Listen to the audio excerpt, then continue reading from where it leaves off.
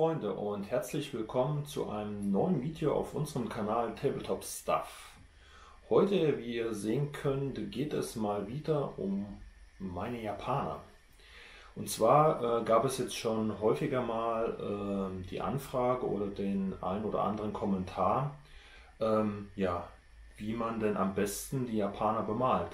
Und da wir jetzt sowieso vorhatten, euch einige Tutorials im Zusammenhang mit der Kampagne zu zeigen, habe ich mir gedacht, ich schnapp mir heute einfach mal einen Standardinfanteristen der kaiserlich-japanischen Infanterie und zeige euch, wie ihr den ganz einfach im normalen Tabletop-Standard bemalen könnt, so dass der ansprechend aussieht und vollkommen ausreichend für eure Spielplatte ist.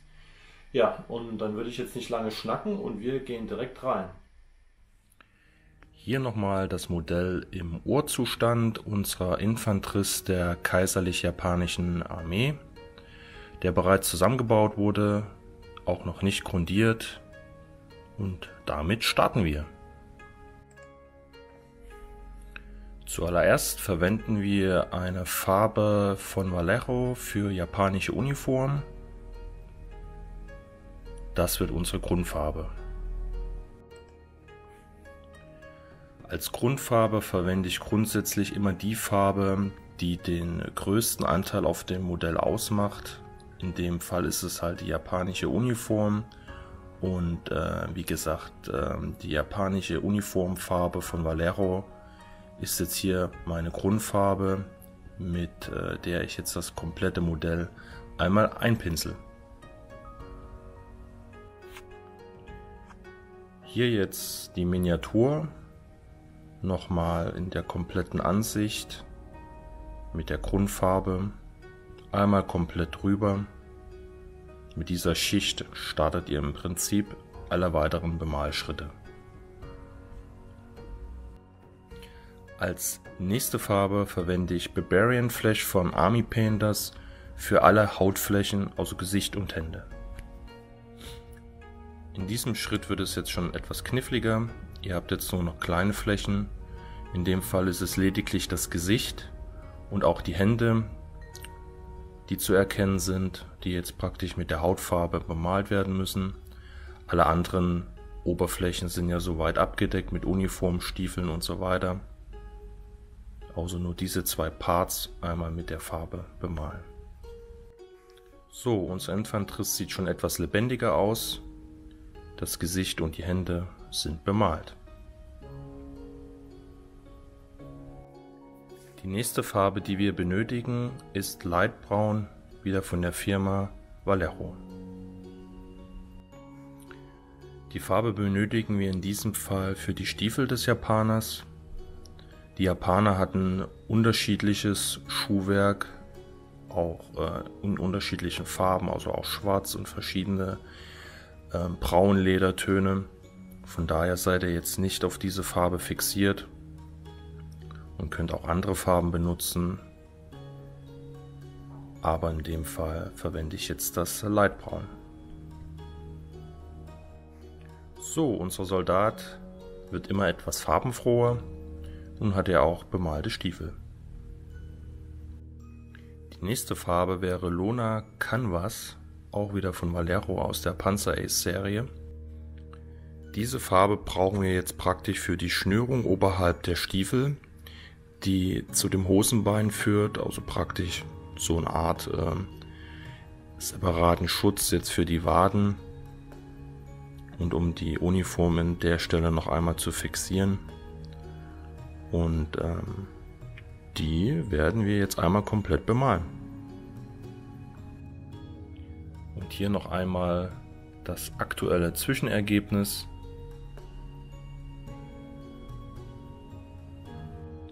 Weiter geht's mit Skeleton Bone von Army Painter. Und diese Farbe benötigen wir jetzt für die Umhängetasche, wo der Soldat seine ganzen Utensilien verstaut hat, seine ganze Ausrüstung, Essen und so weiter. Die Umhängetasche wird auch einen guten Kontrast zum Rest der Miniatur bilden. Weiter geht's mit Lesser Brown von Army Painters. Und diese Farbe benötigen wir jetzt natürlich für sämtliche Lederteile an dem Soldaten, also die Koppel, den Tragegurt für das Gewehr, die Halterung am Helm und ähnliche Sachen. Ja, hier seht ihr jetzt auch schon mal den neuen Zwischenstand. Alle Lederteile sind bemalt. Die nächste Farbe ist Mahagonibraun von Vallejo. Und diese Farbe benötigen wir jetzt für das Gewehr. Also alle Holzabschnitte für das Gewehr werden jetzt mit Mahagonibraun bemalt.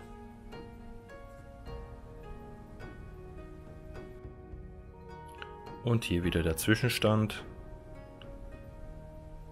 Das Gewehr ist so gut wie bemalt, es fehlt jetzt lediglich das Bajonett. Als nächstes verwenden wir Matte Black von Army Painters. Matte Black benötigen wir für die Scheide des Bajonetts. Das ist hier die einzige Stelle, wo wir das Matte Black auch wirklich benötigen.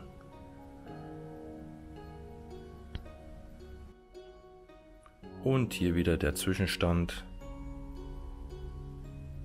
mit der fertigen Scheide für das Bajonett. Die nächste Farbe wäre Gunmetal von Vallejo, hier die R-Reihe. Diese Farbe benötigen wir natürlich für sämtliche Metallteile an der Miniatur, unter anderem das Bajonett und auch weitere Teile wie Verschluss und Riemenhalterung am Gewehr selbst. Ja, hier wieder der Zwischenstand. Sämtliche Metallteile sind bemalt.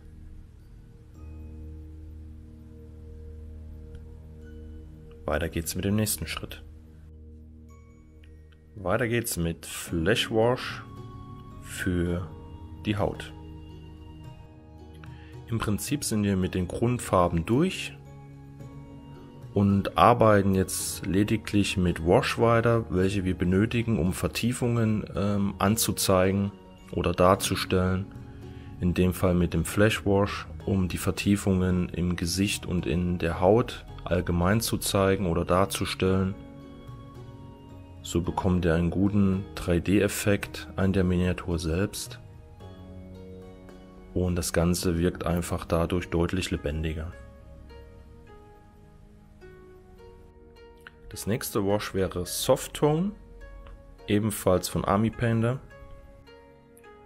Und Soft Tone benötigen wir jetzt einfach für die restliche Miniatur, bis auf das Gewehr, um Vertiefungen in der Uniform beispielsweise darzustellen. Da wo die Uniform halt eingeknickt ist, wirft die halt da entsprechend Schatten.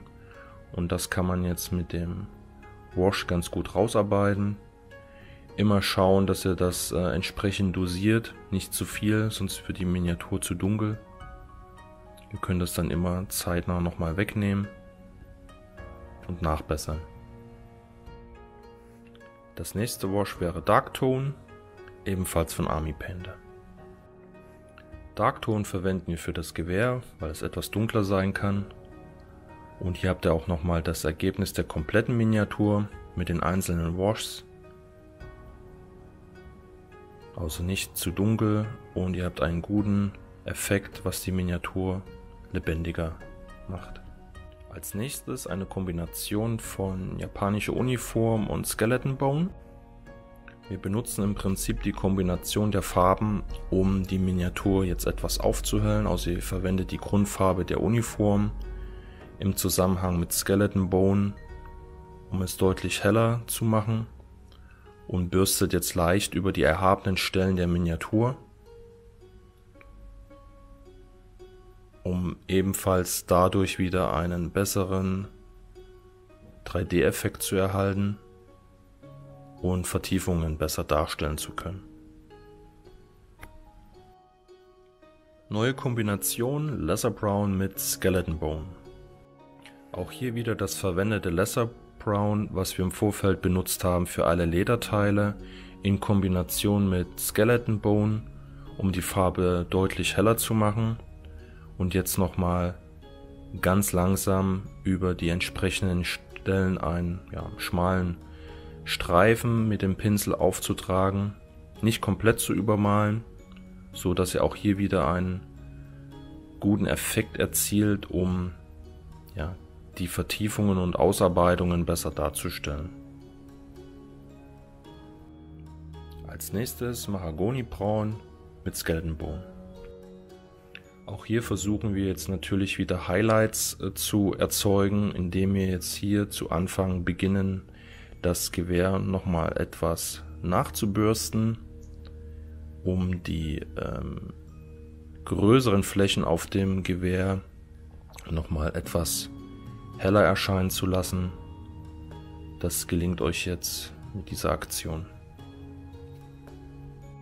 Nächste Kombination Skeleton Bone und Barbarian Flesh. Wird hier im Prinzip nochmal genutzt, um die Wangenknochen und Stirn sowie Fingerknochen, Knöchel nochmal hervorzuheben. Hier schon die fertige Miniatur, wo ihr den entsprechenden Effekt erkennen könnt.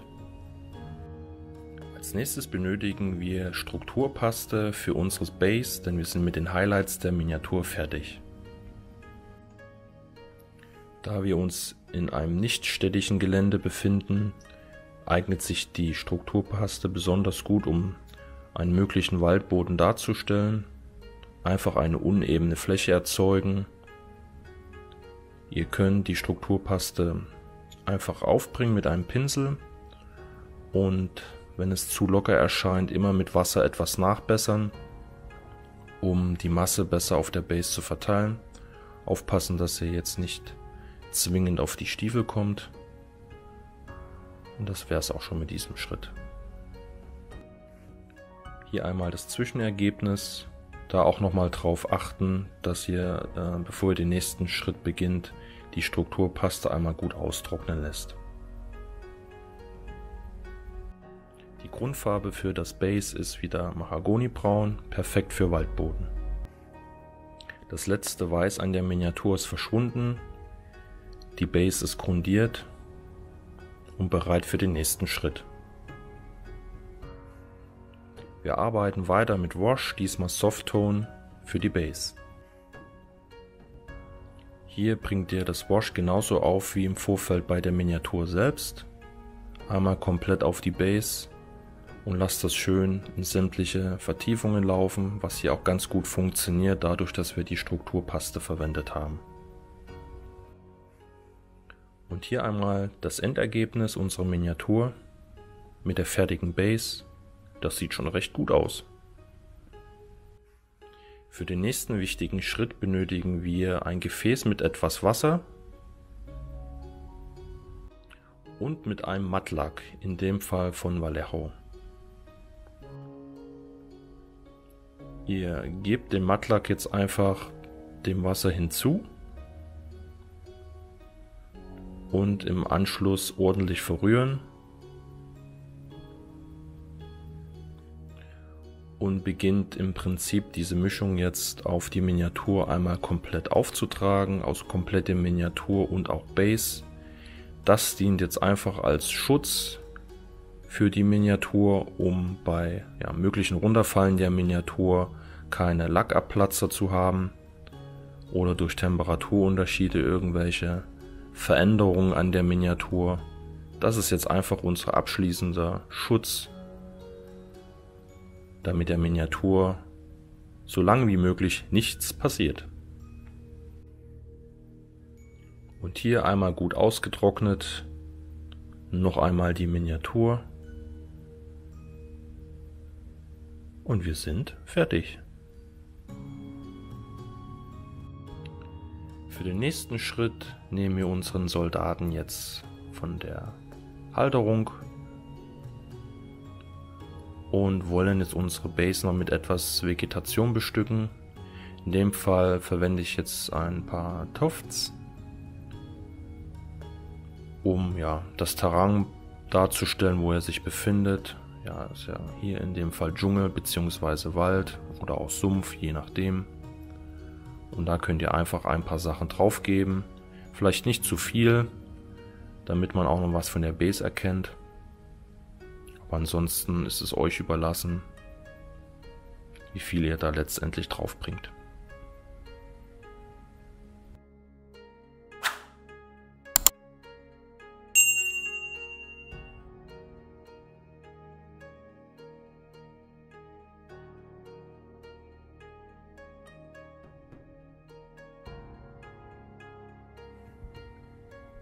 Und hier jetzt das fertige Endergebnis unseres Infanteristen der kaiserlich-japanischen Armee.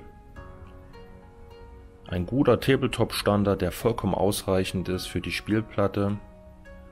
Und es hat eine Menge Spaß gemacht und ich hoffe, ihr kommt mit diesem Tutorial zurecht. Und wir sehen uns im nächsten Tutorial. Bis dahin, ciao!